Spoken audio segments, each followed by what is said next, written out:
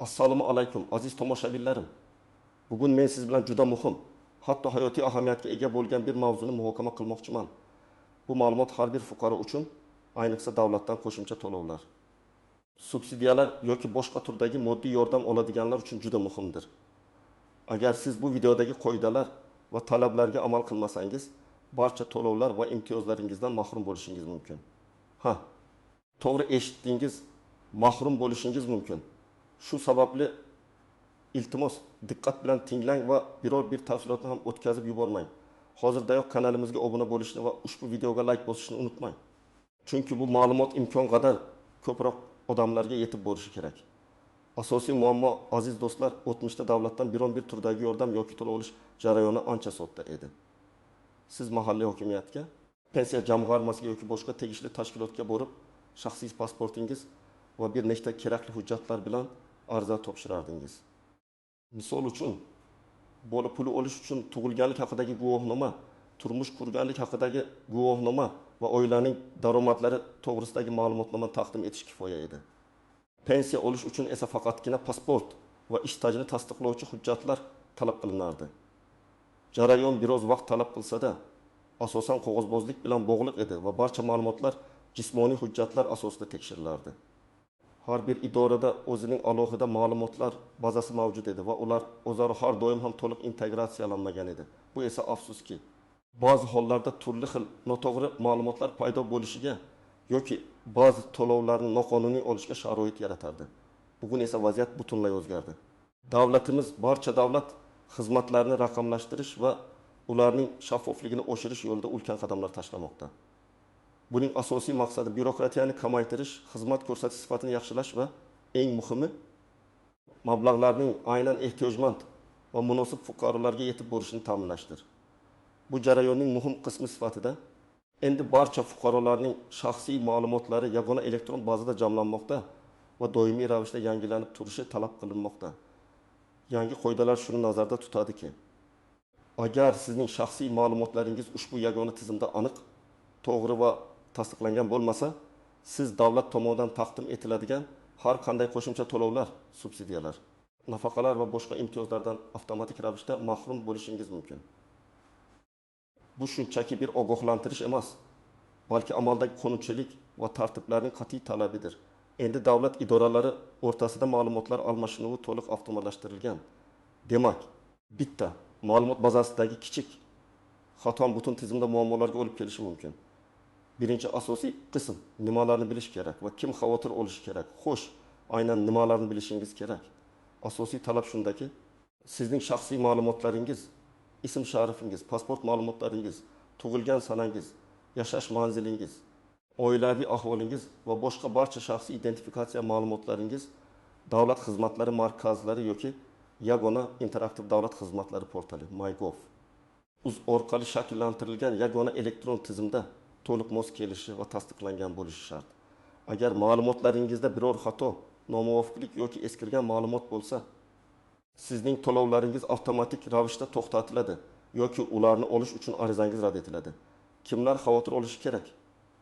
Biring, barcha davlat to'lovlarini oluvchilar. Bu ro'yxatga pensiyachilar, nogironlik nafaqasi oluvchilar, bolalar nafaqasi, moddiy yordam oluvchi oilalar, ishsizlik nafaqasi oluvchilar, studentlar stipendiyasi oluvchilar, shuningdek, kommunal xizmatlar uchun subsidiyalar oluvchilar kiradi. Agar siz bu toifalardan biriga kirgan holda, shaxsiy ma'lumotlaringizni oxirgi marta qachon yangilaganingizni eslay olmasangiz, darhol tekshiruvdan o'tishingiz kerak. Hujjatlari eskirgan fuqarolar, pasporti muddati tugagan, yangi turdagi ID kartaga o'tmagan, nikoh yoki ajralishdan so'ng familiyasini o'zgartirgan. Lekin bu o'zgarishlarni barcha davlat bazalarida aks ettirmagan shaxslar eng katta xavf guruhiga kiradi. Elektron xizmatlardan foydalanishda qiynaladiganlar, ayniqsa yoshi katta fuqarolar, qishloq joylarda yashovchilar, internet va kompyuter savodxonligi past bo'lganlar bu tizimdagi yangiliklardan bexabar qolib to'lovlardan mahrum bo'lishlari mumkin. 4. Shaxsiy ma'lumotlarda nomuvofiqlik borlar. Misol uchun, pasportdagi ism yoki familiya tug'ilganlik haqidagi guvohnomadagi ma'lumotdan biroz farq qilishi mumkin.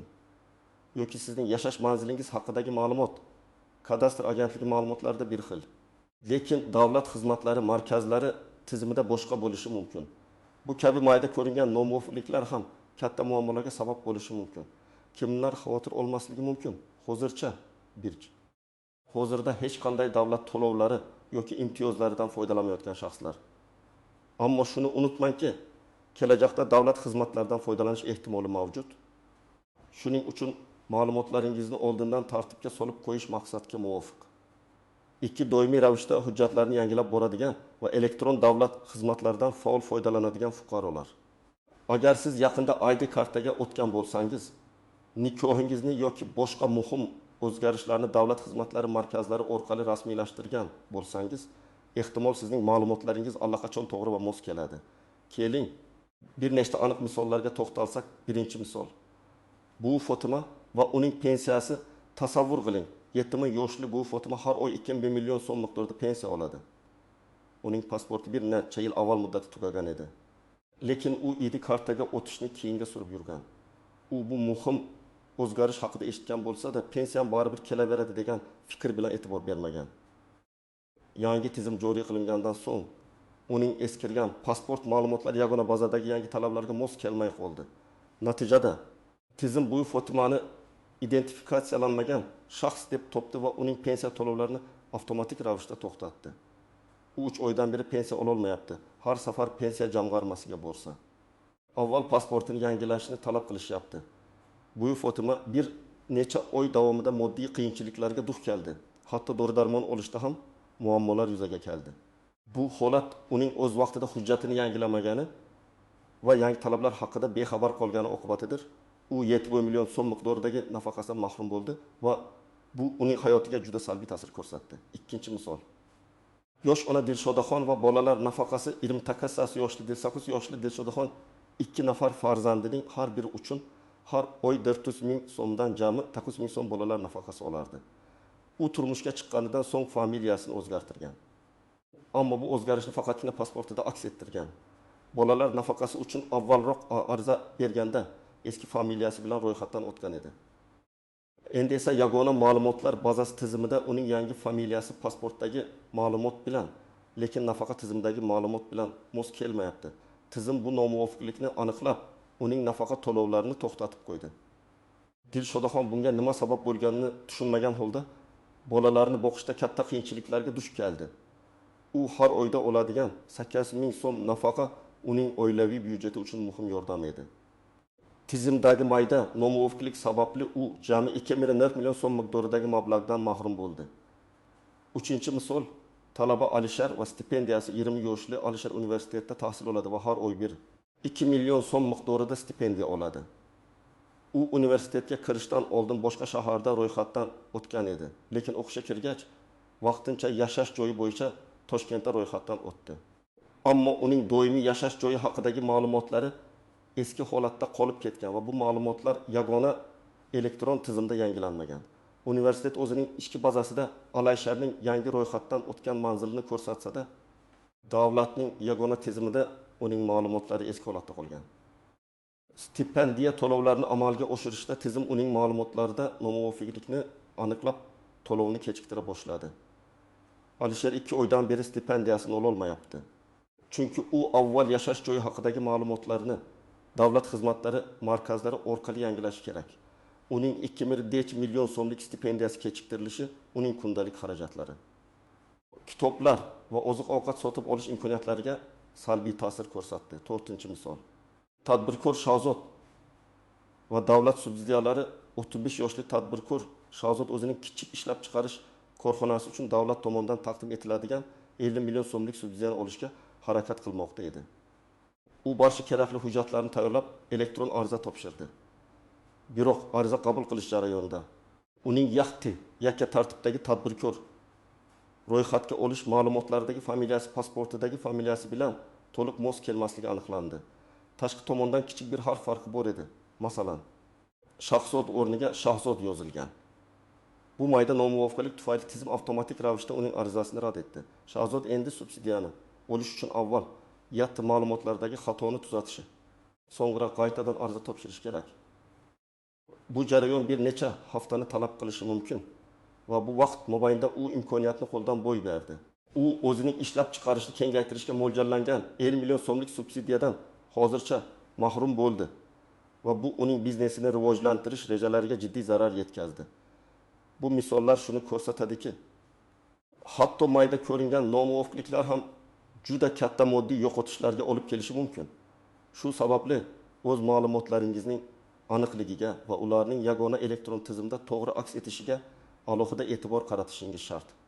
Ikkinchi asosiy qism istisnolar, qaltis jihatlar va sezilmas nozikliklar har qanday tizimda bo'lganicha bu yangi tartibda ham ba'zi istisnolar va e'tiborga loyiq nozikliklar mavjud.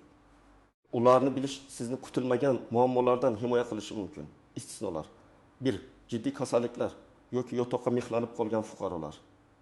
Agar biror shaxs sog'lig'i tufayli davlat xizmatlari markaziga shaxsan bora olmasa va uning yaqin qarindoshlari ham yordam bera olmasa, ba'zi hollarda maxsus xizmatlar orqali ularga uyga borib xizmat ko'rsatish mumkin.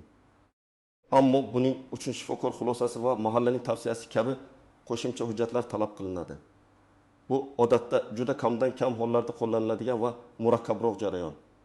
Ikki qishloq va uzoq hududlardagi ayrim aholi qatlamlari. Ba'zi hududlarda internetga ulanish yoki davlat xizmatlari markazlariga yetib borish imkoniyatlari cheklanganligi sababli ushbu fuqarolar uchun tizimni joriy etishda ma'lum muddatga kechikishlar yoki soddalashtirilgan tartiblar qo'llanilishi mumkin. Biroq bu vaqtinchalik choralar bo'lib, ertami kechmi ularga ham umumiy talablar joriy etiladi. 3. Vakil orqali harakat qilish. Ba'zi holatlarda, masalan, notarial tasdiqlangan ishonchnoma asosida fuqaroning vakili uning nomidan ayrim hujjatlarni yangilashga haqli bo'lishi mumkin. Lekin bunda ham to'liq vakolatlar va zarur hujjatlar talab qilinadi va bu barcha turdagi ma'lumotlarni yangilash uchun amal qilmaydi. Masalan, biometrik ma'lumotlarni yangilash shaxsan fuqaroning ishtirokini talab qiladi. Qaltis shartlar va xatarlar. 1. Firibgarlar. Har qanday yangi tizim joriy etilganda firibgarlar ham faollashadi. Ular sizga ma'lumotlaringizni yangilashga yordam berishni taklif qilib, go'yoki davlat xizmati xodimlari deb o'zlarini tanishtirib, pul talab qilishlari yoki shaxsiy ma'lumotlaringizni o'g'irlashlari mumkin.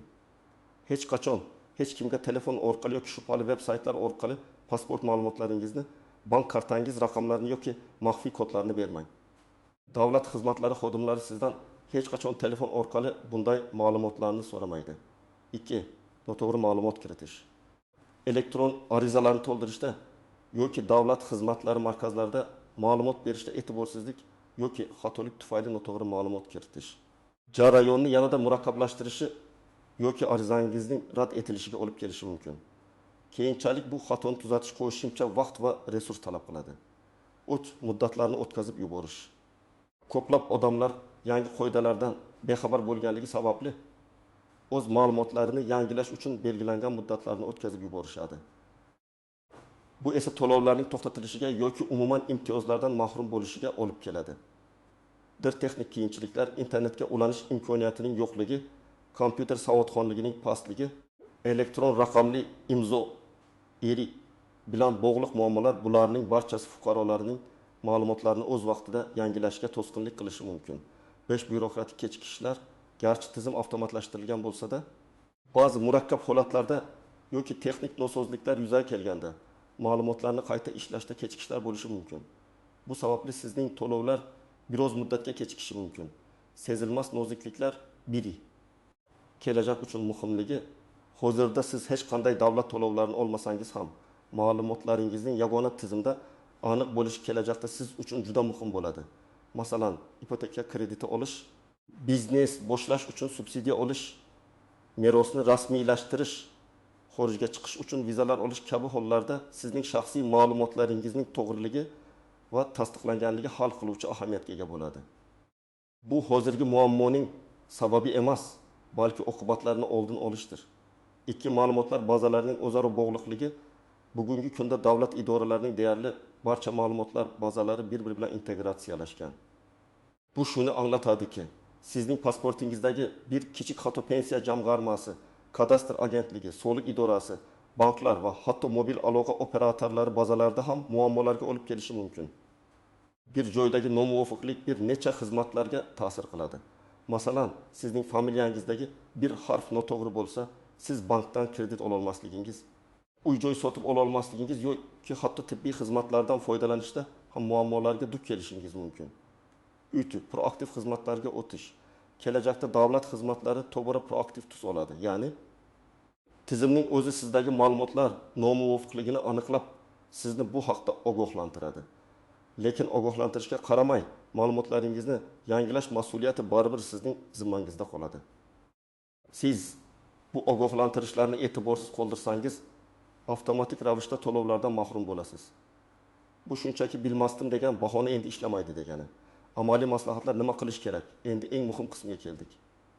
Siz nima qilishingiz kerak? Qadam-qadam ko'rsatmalar.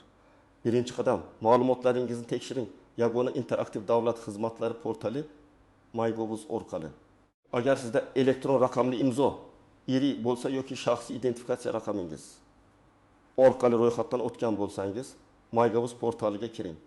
Mening ma'lumotlarim bo'limiga o'ting va pasport ma'lumotlaringiz, yashash manzilingiz, oilaviy ahvolingiz va boshqa barcha shaxsiy ma'lumotlaringizning to'g'riligini sinchkovlik bilan tekshiring. Bu yerda sizning tug'ilganlik haqidagi guvohnomangiz, nikoh qayd etilganligi to'g'risidagi guvohnomangiz va boshqa muhim hujjatlaringiz haqidagi ma'lumotlar aks etishi kerak. Agar biror nomuvofiqlik yoki eski ma'lumotni topsangiz, bu birinchi signaldir. Davlat xizmatlari markaziga tashrif buyuring. Agar sizda eri bo'lmasa yoki onlayn tekshirishda qiynalsangiz, yashash joyingizdagi davlat xizmatlari markaziga shaxsan boring. Pasportingiz yoki ID kartangiz bilan murojaat qiling va xodimdan sizning shaxsiy ma'lumotlaringizning yagona elektron bazadagi holatini tekshirib berishini so'rang. Ular sizga barcha ma'lumotlaringiz to'g'ri yoki yo'qligini aytib berishlari kerak. Ikkinchi qadam, hujjatlaringizni yangilang. Pasport, ID karta. Agar pasportingiz muddati tugagan bo'lsa yoki siz eski namunadagi pasportdan hali ID kartaga o'tmagan bo'lsangiz, zudlik bilan davlat xizmatlari markaziga borib ID kartaga o'ting. Bu jarayon odatda bir necha kundan bir haftagacha vaqt olishi mumkin. Unutmang, ID karta bugungi kunda shaxsni tasdiqlovchi asosiy hujjat hisoblanadi. Familiya ism o'zgarishlari. Agar siz nikoh qurish yoki ajralish natijasida familiyangizni o'zgartirgan bo'lsangiz, bu o'zgarishni pasportingizga kiritgandan so'ng barcha davlat bazalarida ham aks ettirilganligiga ishonch hosil qiling. Agar qayerdadir eski familiya bilan ro'yxatda qolib ketgan bo'lsangiz, tug'ilganlik, nikoh yoki ajralish haqidagi guvohnomalar bilan davlat xizmatlari markaziga murojaat qilib ma'lumotlarni yangilang. Yashash joyi ma'lumotlari. Agar siz yashash joyingizni o'zgartirgan bo'lsangiz, lekin propiska ma'lumotlaringiz eski manzilda qolgan bo'lsa, uni ham davlat xizmatlari markazlari orqali yangilashingiz shart. Bu ayniqsa kommunal to'lovlar uchun subsidiyalar oluvchilar uchun juda muhimdir. Elektron raqamli imzo eri. Agar sizda er bo'lmasa, uni ham davlat xizmatlari markazidan olishingiz tavsiya etiladi. Eri ko'plab onlayn davlat xizmatlaridan foydalanishda sizning shaxsiy identifikatoringiz bo'lib xizmat qiladi va qog'ozbozlikni kamaytiradi. Mavjud eringiz bo'lsa, uning muddati tugamaganligiga va barcha ma'lumotlaringizga bog'langanligiga ishonch hosil qiling. Uchinchi qadam, maxsus to'lovlar uchun talablarni tekshiring. Tegishli vazirlik va idoralar saytlari. Agar siz ma'lum bir turdagi nafaqa yoki subsidiyani olayotgan bo'lsangiz, masalan, bolalar nafaqasi, pensiya, moddiy yordam, tegishli vazirlikning, masalan, ijtimoiy himoya agentligi pensiya jamg'armasi rasmiy veb saytiga kiring. U yerda ushbu to'lovlar uchun aynan qanday ma'lumotlar talab qilinishi va ularni qanday yangilash kerakligi haqida batafsil ma'lumot topishingiz mumkin. Mahalliy idoralar ba'zi hollarda maxsus yordam turlari uchun mahalliy hokimiyatlar yoki mahallalar ham ma'lumotlarni yig'adi. U yerlarga ham borib, ma'lumotlaringizning aktualligini tekshirish foydadan xoli bo'lmaydi. Qayerga borish kerak? Davlat xizmatlari markazlari. Bu sizning asosiy manzilingiz bo'lishi kerak.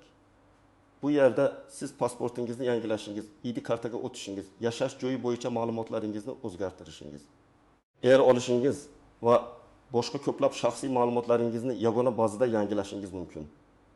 Pensiya jamg'armasi bo'limlari. Agar siz pensiya olayotgan bo'lsangiz va pensiyangizda muammolar yuzaga kelsa, avval davlat xizmatlari markazida barcha shaxsiy ma'lumotlaringizni tartibga solib, keyin pensiya jamg'armasi bo'limiga murojaat qilishingiz kerak. Ijtimoiy himoya agentligi bo'limlari, bolalar nafaqasi, moddiy yordam kabi ijtimoiy to'lovlar bo'yicha muammolar yuzaga kelsa, shaxsiy ma'lumotlaringizni yangilaganingizdan so'ng ushbu agentlikning mahalliy bo'limlariga murojaat qilishingiz mumkin. Ichki ishlar bo'limlari. Agar ID kartaga o'tish bilan bog'liq maxsus holatlar yoki muammolar bo'lsa, murojaat qilish mumkin. Lekin asosan barcha pasport xizmatlari davlat xizmatlari markazlari orqali amalga oshiriladi.